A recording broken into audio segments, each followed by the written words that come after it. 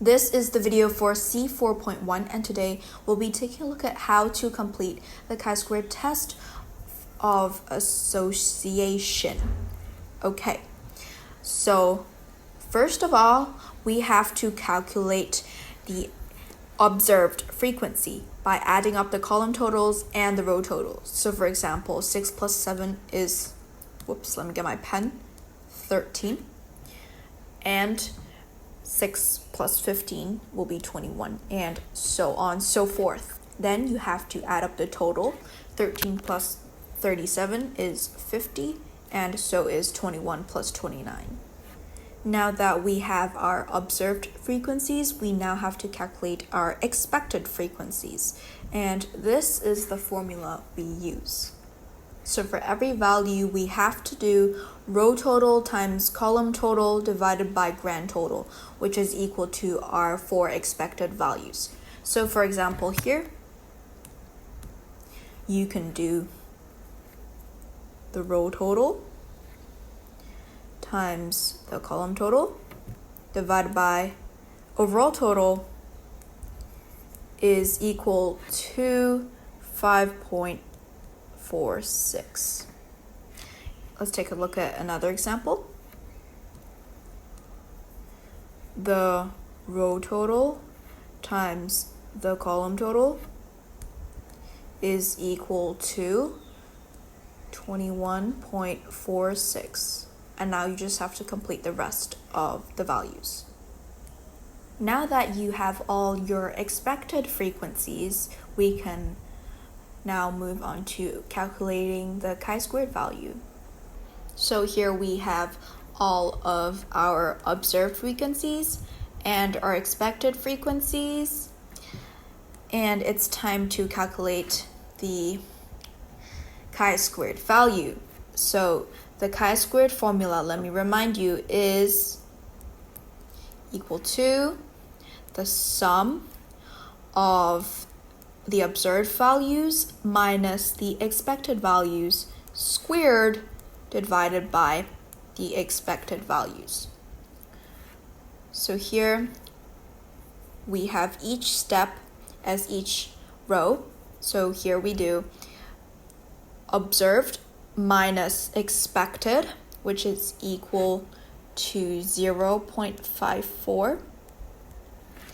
And here we have observed minus expected squared, which is equal to 0.2916, and divide this number by the expected frequency, you will get 0.053406. Okay, I think 6 is enough. Alright, so now you just have to repeat it for the rest of your columns. Now we have calculated all the values for each column. Then we just have to sum it up all together. Okay, now that we have summed up all our values, this number is equal to our chi-squared value. Great, now we have a chi-squared value. What do? We compare this value to something called the critical value to determine the association between the two species. So in order to calculate this thing called the critical value, which you don't really need to know for the IB course, is basically you take the degrees of freedom and then you find the p-value. So basically, the degrees of freedom is found by this formula, the total amount of rows times the total amount of columns minus 1.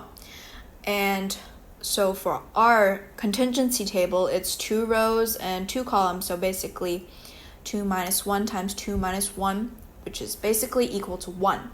So then we have a degree of freedom of 1. And then usually for IB, we have a p-value of 0.05, which basically means that there's a 5% probability that your observed results occurred by a random chance, assuming the null hypothesis is true. So then basically what do you look at? You look at this diagram and you look for the degrees of freedom of 1, which is here, and then you look for the p-value of 0.05, which is here, and then you look at, let me just highlight this for you, this value. So how do we know if the species are associated or not? This is basically through analyzing the null and the alternative hypothesis. So the null hypothesis, which is H0, occurs when the chi-squared value is smaller than the critical value. And the alternative hypothesis, which is there is an association between the two species, chi-squared value is greater than the critical value. So for ours, for instance, the critical value is 3.841, and let's remind ourselves our chi-squared value is 0.12443, which is bigger. Obviously, it's 3.841.